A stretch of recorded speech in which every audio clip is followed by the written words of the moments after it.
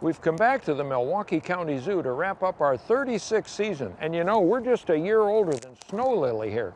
She's the oldest polar bear in a zoo in North America at 35. In just a few minutes, we'll get some hunting dog training tips from Tim Mader of Bluegrass Kennel in Mayville. And then we'll meet a woman who plans to circumnavigate all 5 Great Lakes by kayak. But first, let's head back to Elizabeth Cramer's farm in Sheboygan County to see how her barn restoration is coming along. I'm Dan Small, and it's time once again for Outdoor Wisconsin. Summer to fall, winter to spring, from Green Bay to where the St. Croix sings, from Kettle Moraine to Superior Shore. Outdoor Wisconsin, outdoor Wisconsin.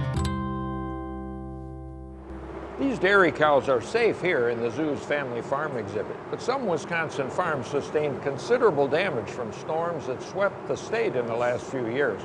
Last week, we surveyed the storm damage on a century-old barn on Elizabeth Cramer's farm in Sheboygan County. Let's head back there now to see how the restoration work is going.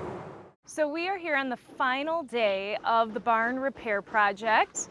You can hear the guys working upstairs. We are finishing up some mortar. We're gonna go check on the doors, and hopefully by the end of the day, we're gonna have a completed barn. How are these doors going to secure? We use what's called a jam latch. That's this right here. We run an eye bolt through the door, and that fastens the door really securely so the wind can't get a hold of them and blow them around like happened in the storm. Then on the other side of the door over here, Right over here. since this barn doesn't have a service door, we actually use what's called a hasp on this side of the door. So when you shut the door, there's just a hasp that closes that, and you can actually put a padlock on it and make it, secure that way too. Wow, it rolls so nice now. This is so easy. And this overlaps. Right, we got a lap board, Okay. and then it'll probably kind of be hard to get this hasp, but if you peek around the corner there, you can see how that latches, and you can put a lock on it.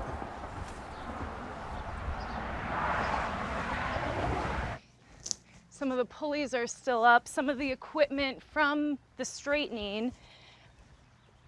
Part of the issue is the barn has been tilted, and it didn't tilt back quite as much as we wanted the first day.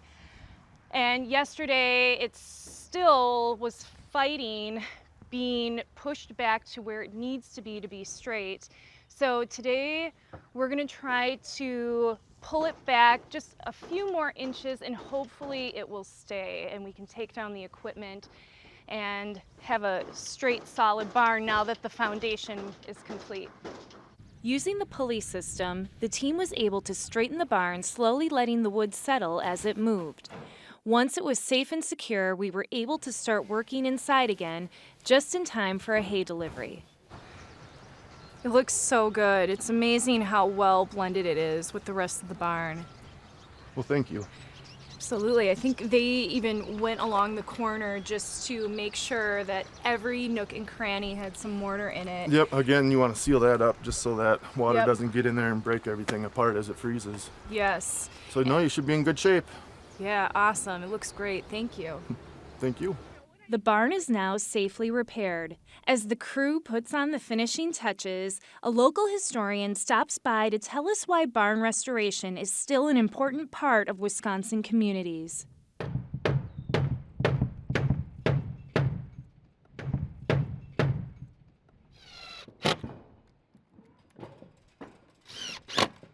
And one of the things about a traditional barn like this is seeing that it was built kind of on a slope.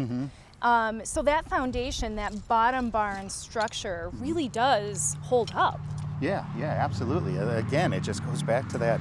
They needed it to last. That was their livelihood. So they kept their animals, they kept their equipment, they kept their supplies and their crops in there. If your barn would fall down every year, you're not going to be a successful farmer. And farming was their life. Yeah. I mean, it's considered the first occupation, especially in Sheboygan County. So, and just across Wisconsin, anywhere you go in the state, you'll see old barns, and farming was that part of it. Right.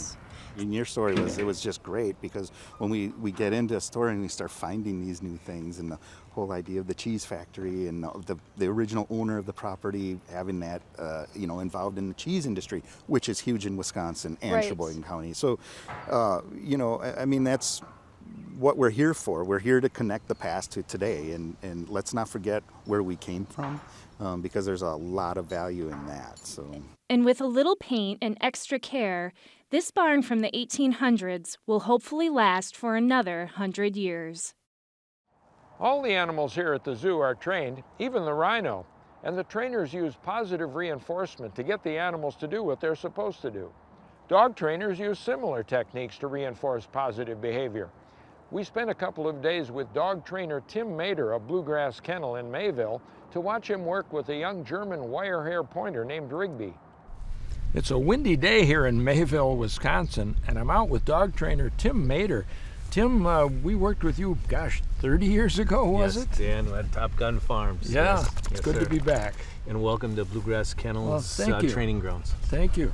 So, what have you got here? You got a young This is pup. Rigby. Rigby is a 7-month-old beardless wire hair.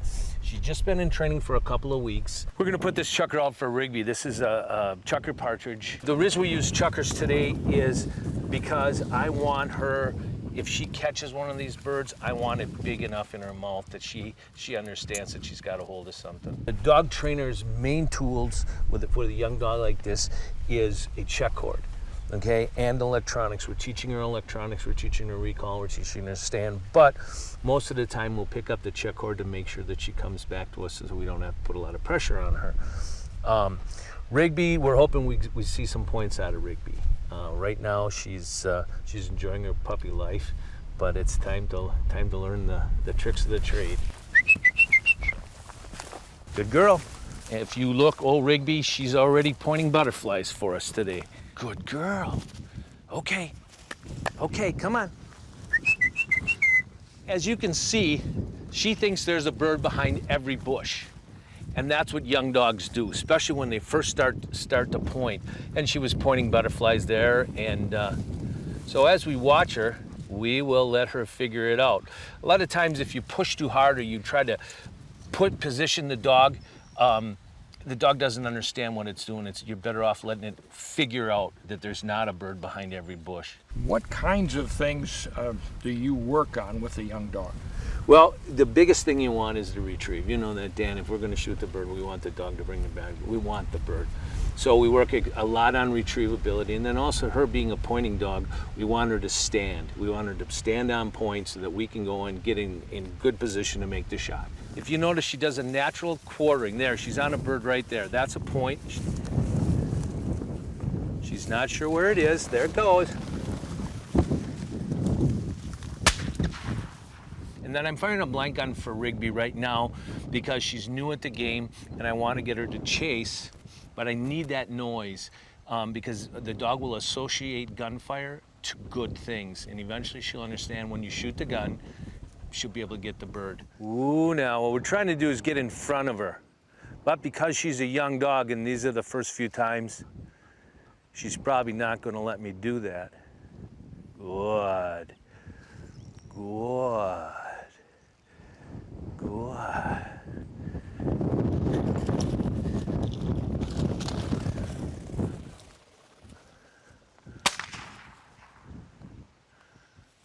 Good girl! Where'd he go?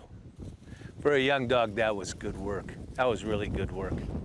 But she didn't see it go up. And that's the thing with young dogs, a lot of times they're pointing here and you flush the bird goes directly up, the dog never sees it, so now it still thinks it's on the ground. Those are the main things, that and handling. You know, when you take your dog out, you don't want him running away and you're hollering at him and things like that. So you want that dog to listen to you. And if you notice, I always whistle when she goes behind us. That's because you always want your dog in front. That way, if a bird would get up and you'd swing, you don't want to swing behind your partners. And how long does that process take? Well, my basic program's 6 to 8 weeks, but it all depends on the dog. Like Rigby here, I'm not sure. She's a little immature for her age, but she's catching on fast. What you doing? Let's go. Come on. How does what you do transfer to the owner so the owner can get the same results? Well, what I do at my kennel here is I take the dog for the first 2 weeks. You don't visit your dog. After those 2 weeks are up, I want you and your family to come to see how the dog's progressing, and I train you at the same time so that if I'm giving a command, you're giving the same command. And when she's making a mistake, you understand that she's making a mistake. The wife comes along, and you know, most of the time, the dog listens better to the wife than she does to the husband. When this dog first came in, she was very timid and apprehensive, and now, if you notice, not much bothers her. She's in hunt mode, and that's what we're looking for. So you think she'll turn out to be a good dog? I think she's going to be a great dog. She's going to be an awesome dog. Good girl. Well, we've come back out to the training grounds at Bluegrass Kennels, and we're here to see the progress of Rigby, the German wire hair pointer. I'm here with Tim Mader, who's the trainer, and Rigby's owner, Brian DeRozier. Brian, you took her out west, didn't you?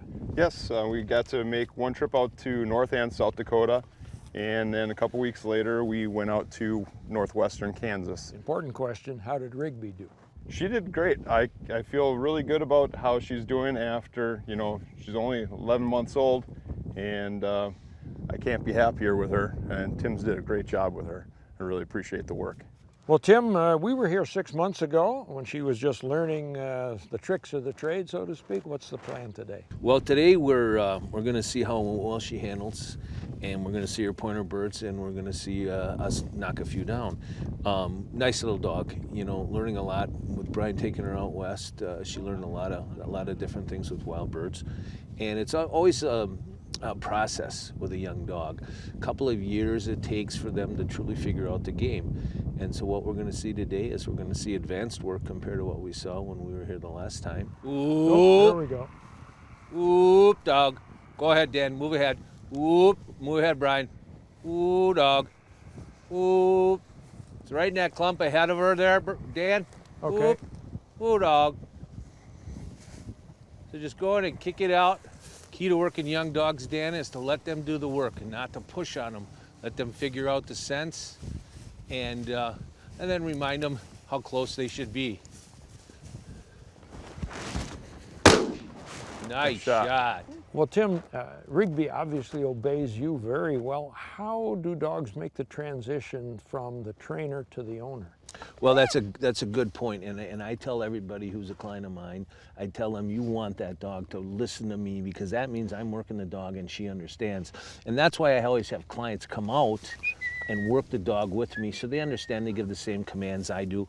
And you'll be surprised how once this dog goes home by Brian, you know, I'm not around and he feeds her and loves her, and so she's going to revert back to him. But when she comes to see me, she always knows I'm the boss, and we get to go hunting when we go see Tim. Whoa. Dog's on point. Whoop. Whoop. Kick it out of there. Take him, Brian. Nice shot.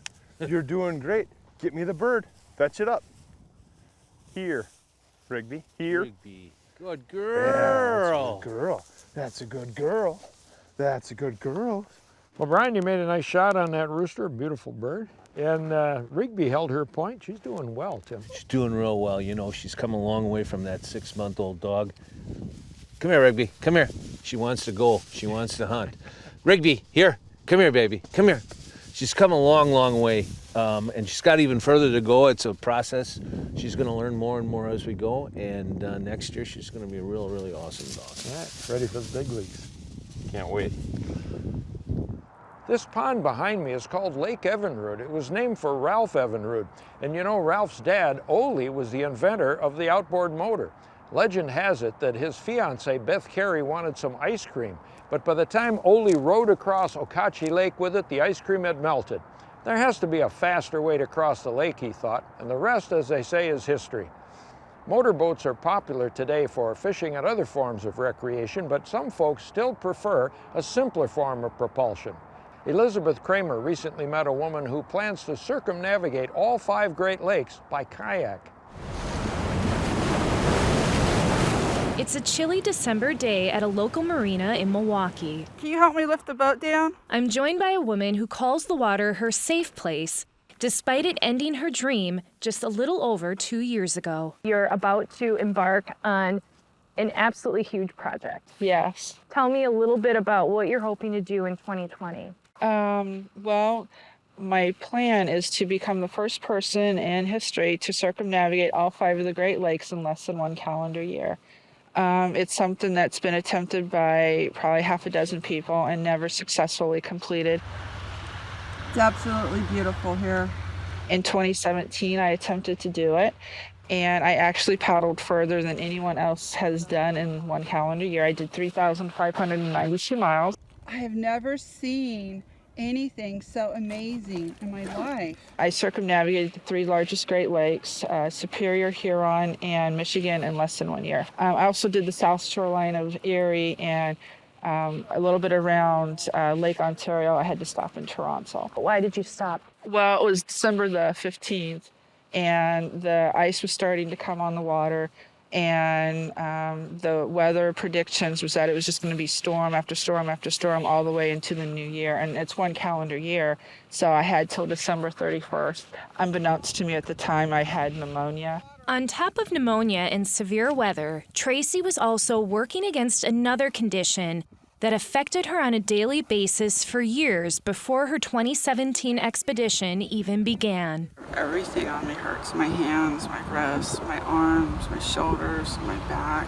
How long have you had rheumatoid arthritis? Since 2010. I started having pain in my feet and ankles, and I work as a registered nurse, so you're always on your feet.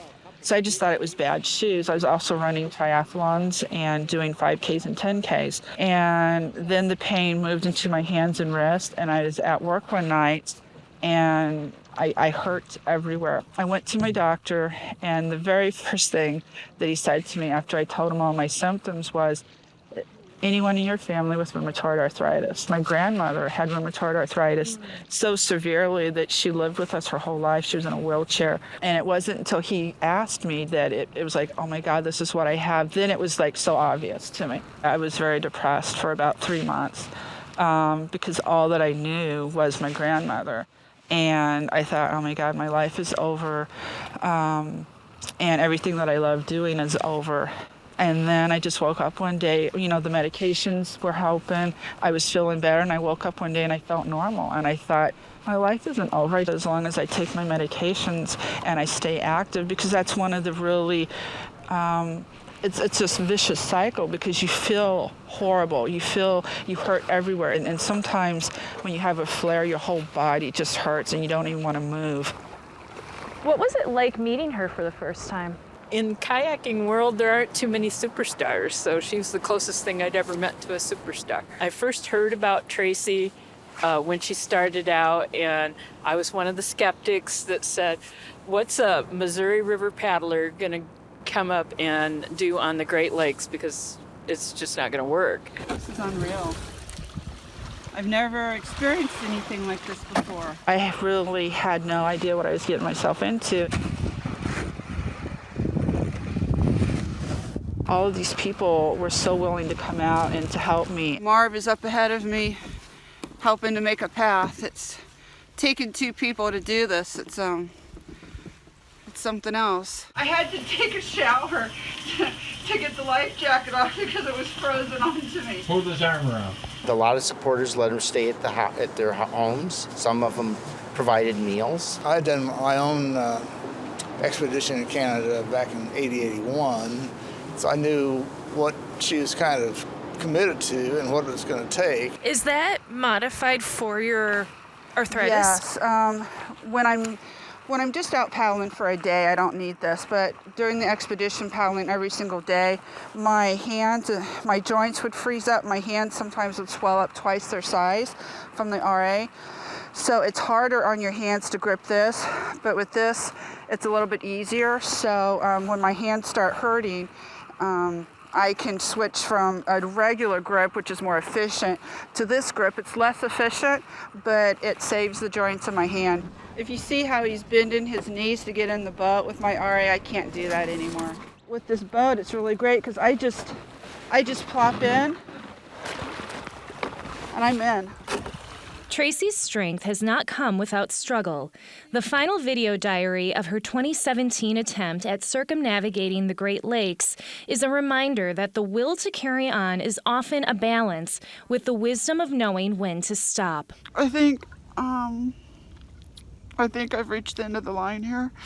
It is so cold. My rudder lines keep freezing, and it took about 45 minutes to unthaw them, and then they froze right back up again. And I finally made it to the canal system, and the canal system is frozen. So I'm gonna paddle back to the beach, and I guess I'm done. The thing is, if you don't move, you just get worse. And then you're going to wake up one day and you can't move anymore. So how do you overcome that mental hurdle? Well, some days it's harder than others, but some days I just get mad and I say, I'm not going to let RA control my life. You know, you've got two choices. You can sit at home and sit in your chair and not move and hurt, or you can get up and do the things that you love and hurt, but at least you're doing what you love, and mentally you feel better. And if you feel better mentally, then physically you're just going to start feeling better too. What did it feel like out on the water when we saw you fighting those waves? Paddling out, you know, I realize that my wrist aches, and, you know, I just have this constant ache, but it's just your new normal. It's just there.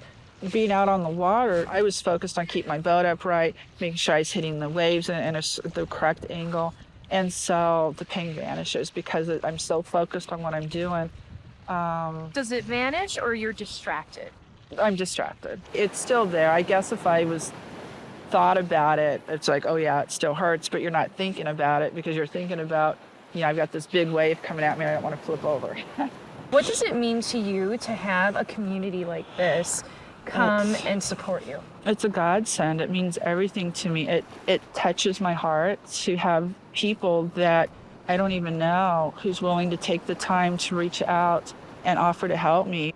The compassion and the friendship, like, you know, Kathy is here today. She drove 6 hours to get here today. When I learned more and more about her backstory, about her rheumatoid arthritis, and that I just kept following her more, and was really glad that to meet her the first day she came to Lake Erie, and have been supporting her every way I could ever since. Why do you think people are so eager to support someone living their dream? The people I've heard that I have rheumatoid arthritis, they find it really hard to believe, and they just want to be a part of something. The struggle's real every day.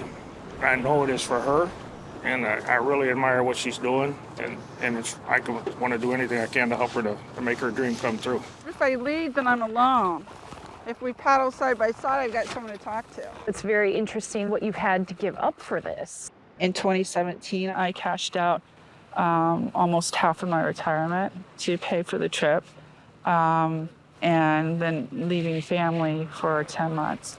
In 2020, I'm selling my house to pay for the trip. And you have to leave your job, correct? Right, I have to leave my job for 10 months and leave my family for 10 months. So, I mean, it's a sacrifice, but I won't be able to do this at some point. And so I feel like time's not on my side. And if I'm going to do it, I need to do it now. The message I'm trying to get out to people that live with chronic pain is that your life doesn't have to be over. I can't do triathlons anymore. I can't run anymore, but I can still kayak. How was it? It was good out there. It's a little bit rough, but it was a really good training run. So it felt good being out there paddling today. There's so many people that I've met in the hospital that have just lost hope. You know, they live in chronic pain, they've lost their hope, and I feel like if I can reach any of them, then it's worth it. You know, I've got a mission and I need to get up and I need to be a soldier and I need to get the mission done. So we will stay in contact. Okay. And hopefully we will meet again on the shores of Lake Michigan. Absolutely, that would be wonderful. I'd love that. Traci hopes to begin her next attempt at being the first person to circumnavigate all of the Great Lakes early in 2020. She will then have exactly 12 months to complete her journey, and we'll be following her along the way. We wish Traci the best of luck on her adventure, and we'll follow up with her this summer to see how she's doing. To learn more about Traci's expedition and this week's other features, log on to MilwaukeePBS.org and search local programs for Outdoor Wisconsin, or visit the Milwaukee PBS Facebook page. Well, that about wraps up another season of Outdoor Wisconsin, our 36th in case you're counting. In the weeks ahead, we'll be bringing you encores of this season and last season, so if you missed a show, it'll all come around again soon. Saying goodbye from the elephant exhibit here at the Milwaukee County Zoo, I'm Dan Small. Join us again next week for more of Outdoor Wisconsin.